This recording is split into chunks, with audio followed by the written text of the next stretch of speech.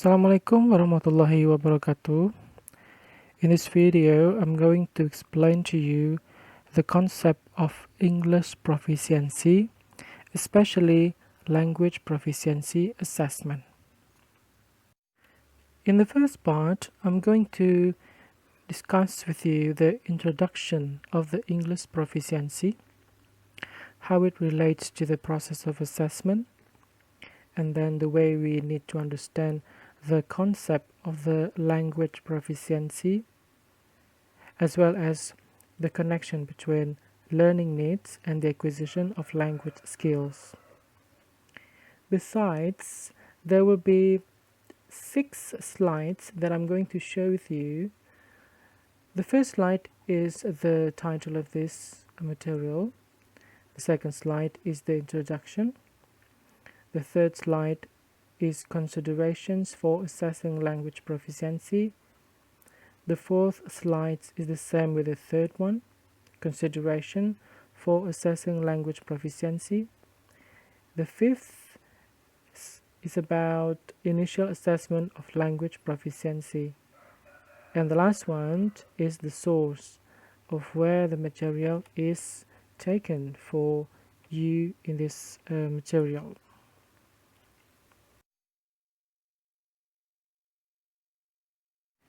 In this introduction session, you see that there is a quotation in the slide. Now let me read you the quotation. When English language learners arrive for the first time at school, their English language proficiency needs to be assessed to identify student needs and inform planning for instruction.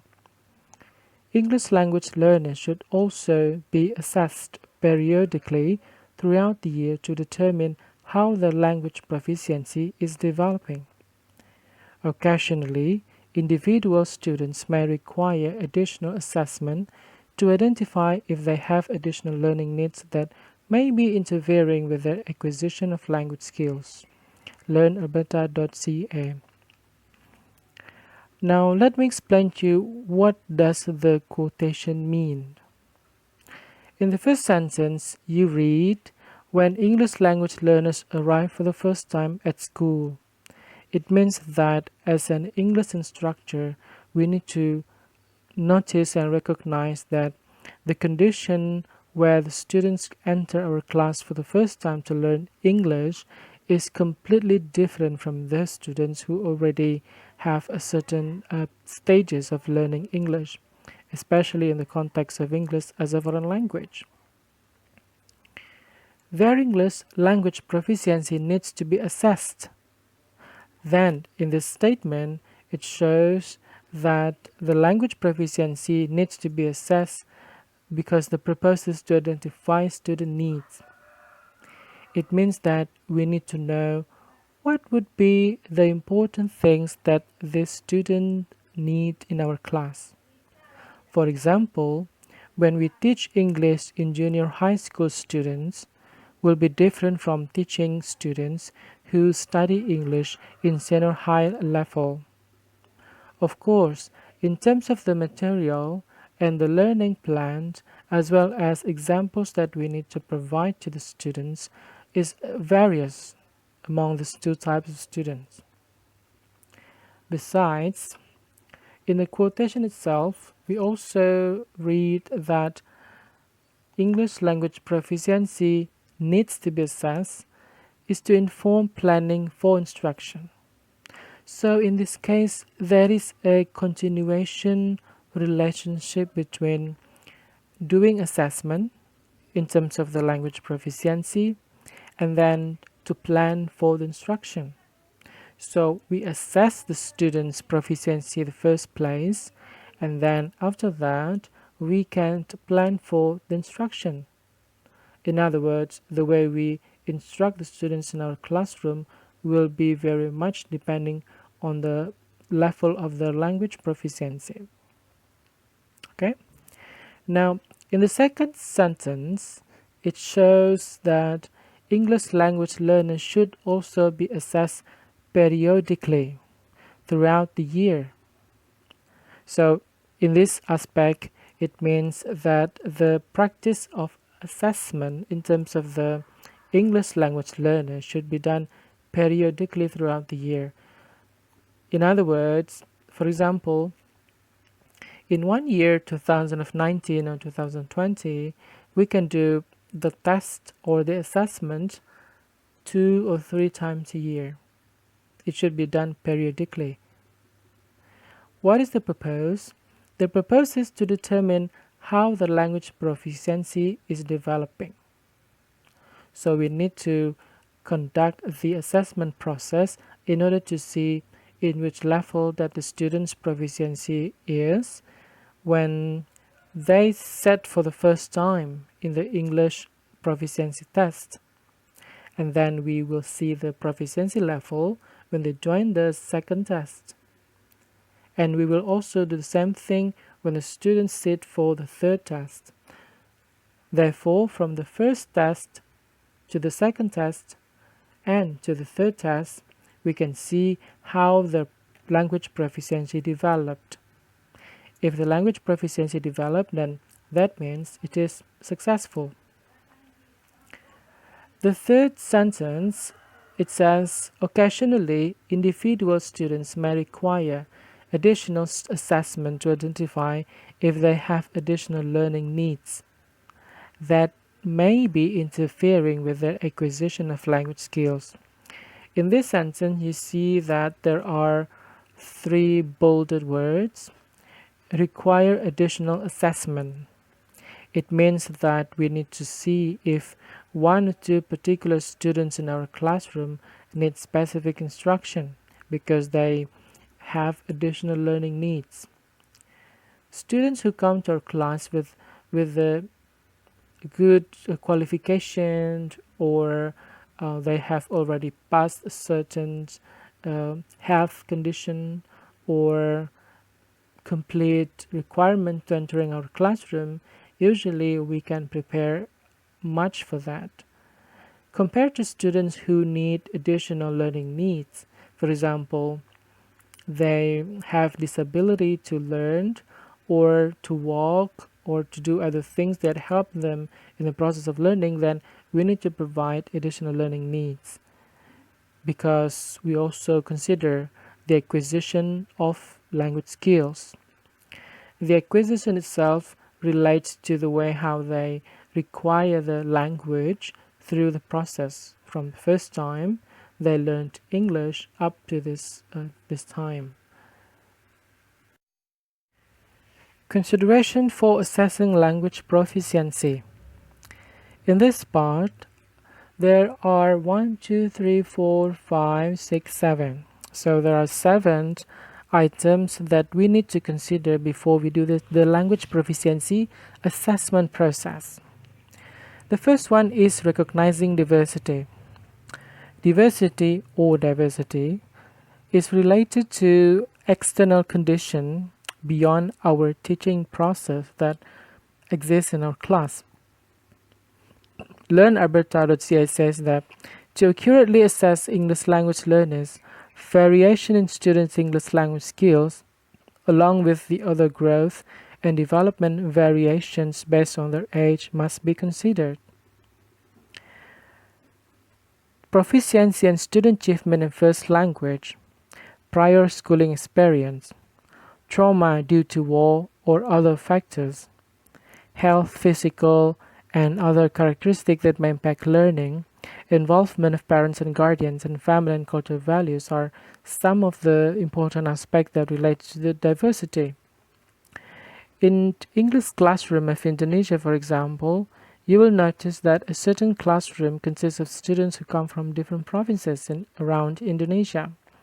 So if you teach students who come from Minangkabau region and Sunda region, as well as Bali or Aceh and Medan, they might come from a different language background. Therefore, we need to be really careful to address the way the classroom should be conducted. The first stage of the language proficiency can be seen through the test. Then we can recognize the diversity. We can also conduct individual questions to them in the classroom so that we know what type of the best classroom that might be suitable for them. Isn't that the purpose of conducting classroom? After we recognize the diversity, then we come to the developmentally appropriate assessment.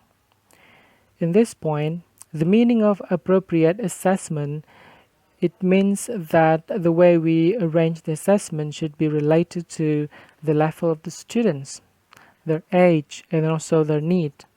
If we conduct the assessment that does not relate to the background of the students who take the assessment, then the result might not be very proper. The third consideration is the latency effect. Latency effects is connected to the condition of prior English instruction that the students have before.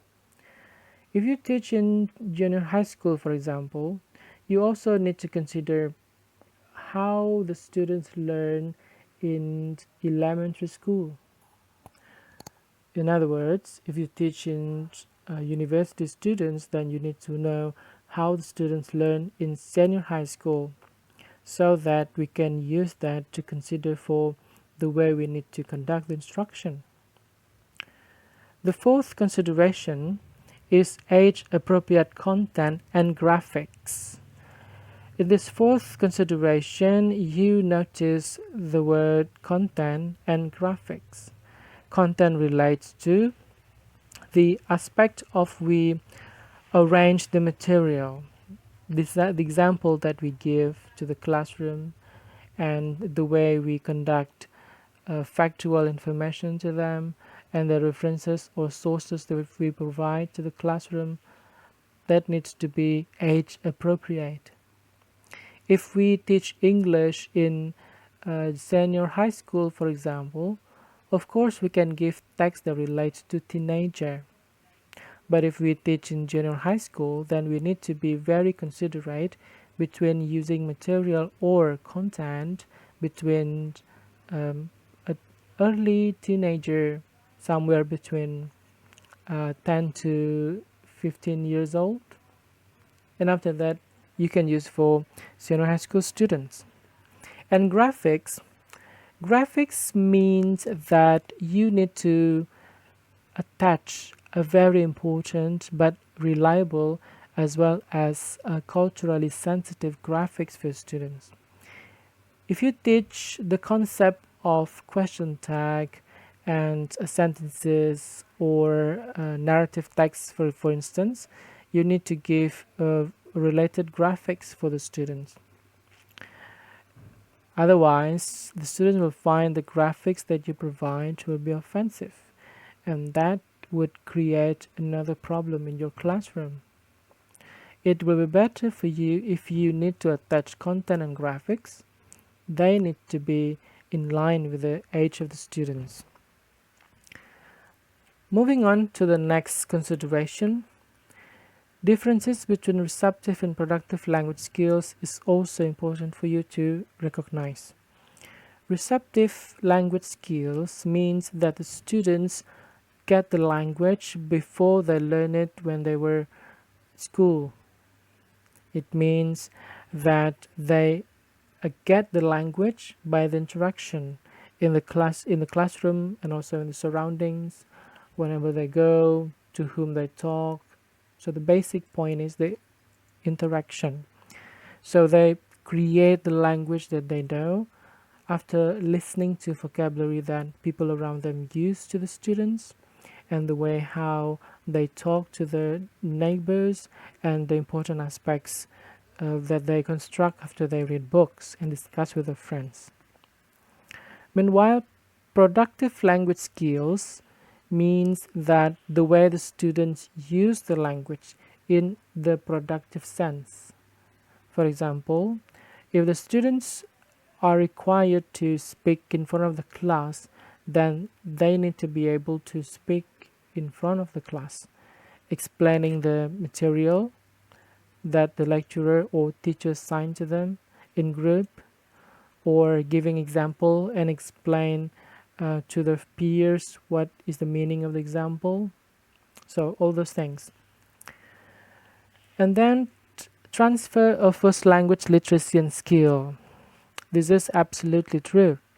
First language literacy and skills should be transferred to the second language literacy and skills. For example, Indonesian students who learn English mean that language literacy and skills existing in Bahasa Indonesia should be transferred to English. The purpose is to let English grow well, while at the same time the students can extend the existence of Bahasa Indonesia. So the construction of these two languages between Bahasa Indonesia and English can stand together, and the students can deserve to be called as a bilingual speaker. The last one, differences between social and academic language are also the consideration for assessing language proficiency. Social and academic language. Social relates to the way we use the language in social setting, and also the academic language, of course, language that we use in the academic setting. So we need to consider, for instance, well, this particular student speak this language in when they went home, but they use the other language when they are at school. Now, that kind of thing is a form of social language. While at school, they may conduct the academic language, but as a teacher or a lecturer, we need to be aware that the students might have more than one language existing in their mind. So bringing that up to our classroom will help them maintain better language acquisition process. Eventually, we help them to grow their language proficiency up to a certain level in relation to their age and the level where they study at school.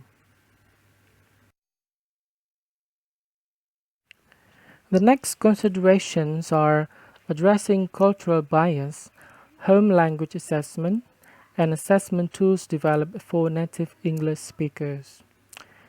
The first consideration in this slide is addressing cultural bias.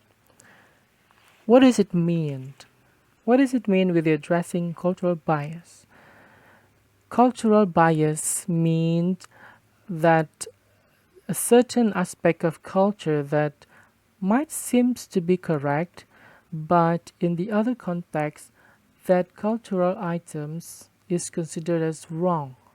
So it can also be said ambiguous. The cultural bias might exist between one or two students and even in a classroom.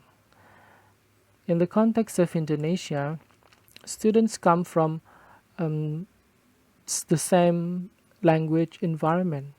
However, in terms of the first language, vernacular language, they might come from different language.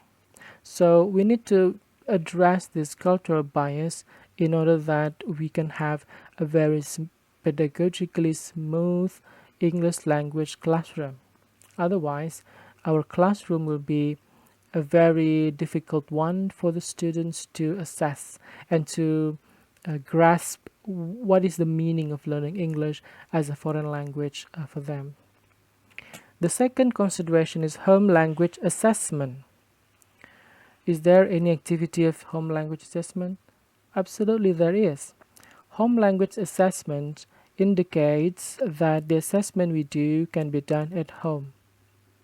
In several places that might require students to go to school in a hard environment, as you can notice in different places where the big river flows and the student need to transpass the river by walking or by walking on the very sharp edge of cliffs there. That is very dangerous. So we can also practice the home language assessment. The purpose is to help them to have another opportunity if they cannot go to school to do the assessment process. As an example, usually I would think that home language assessment can be done in the reading or writing process. We can assign the students to read a few journal articles and textbooks, and we can also assign them to write what would they think about what they read from the text that we provide. Now, that can bring an individual activity in the process of learning. The third consideration is assessment tools developed for native English speakers. Assessment tools, yes, between native English speakers with foreign language English speakers are completely different. We cannot make them into one spot. If you create assessment tools for native English speakers, you cannot use that for foreign language English speakers. It is completely not fair. So if you think that the use of assessment tools for American students, for instance, it cannot be used for students coming from Indonesia, because the deep structure of the language proficiency, cultural terms, and the way they uh, get the meaning from the text that they read will be different.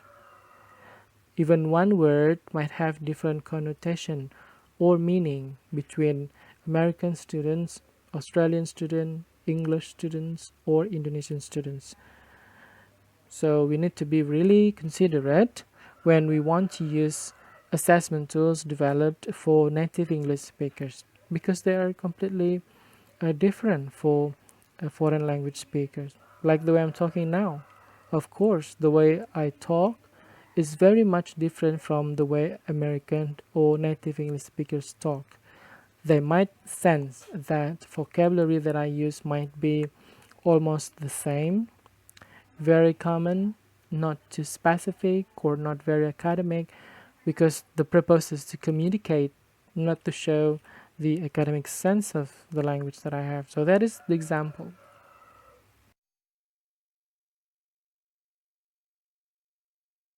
Well then, now we close over the material. If you need to know more about the explanation, you can go to the source learnalberta.ca Language Proficiency Assessment, Alberta Education 2012. You can see in the slide there is a link there, and you can get the material as I presented to you from that website. But all explanation that I tell to you in this video is completely my explanation. If you have any question, please let me know by typing your question in the comment section below. And if you need to talk or call, please do so. I'm very open for that. And until then, thank you very much for listening this long explanation video, and I hope you can quite enjoy it. Thank you very much. Have a good day. Assalamualaikum warahmatullahi wabarakatuh.